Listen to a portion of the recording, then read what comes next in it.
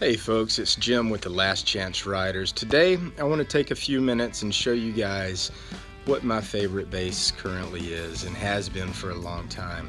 I'm a big fan of the Ibanez ATK basses, and if you want to hear what they sound like, you can check out our new album, Jet Lag Super Drag. It just came out in 2018.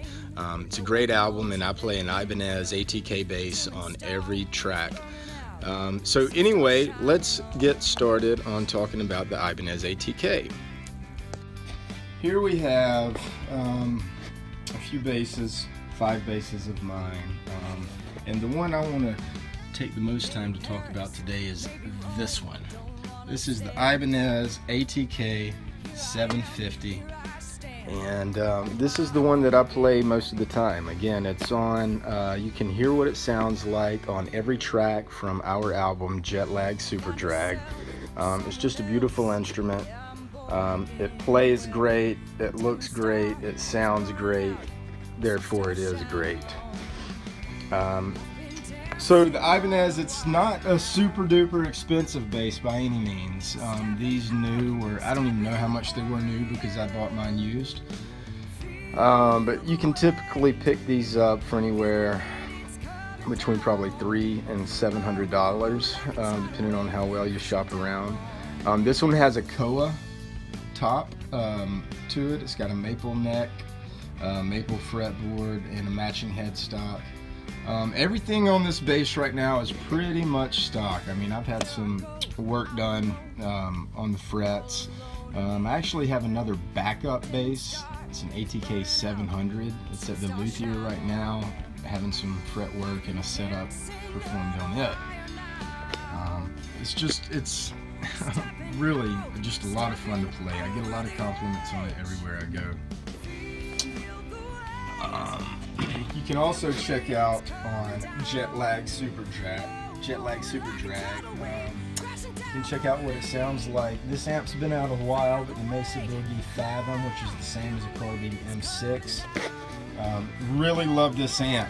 I have it going through a vertical 12-inch cabinet with Ibanez drivers in there. It's a very lightweight cabinet, very efficient, and it gets really loud. And it's perfect for what I do here with Last Chance Riders. My pedal board is pretty basic. I have a tuner over here in the bottom right, going into a Mark bass tube compressore. That's Italian for compressor. This right here is a Southampton 5th gear. Now, we've got some tracks that are being mixed right now where I use this into an Ampeg SVT and get some pretty wicked sounds. Then we have the 3-leaf audio groove regulator, which is a really awesome envelope filter. And then last in the chain here is the Aguilar tone hammer, which has a DI out. It's also a preamp.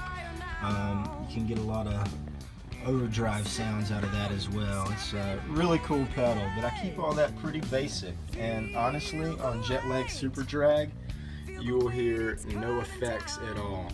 Now the bass is going through a Neve 1073 on that album, which is just an awesome way to go.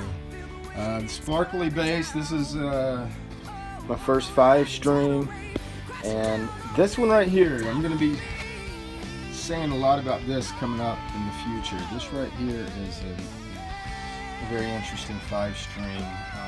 It is not quite finished yet, but it's in the works as well. So anyway, hope you like my little bass corner over here in the Last Chance Riders rehearsal studio.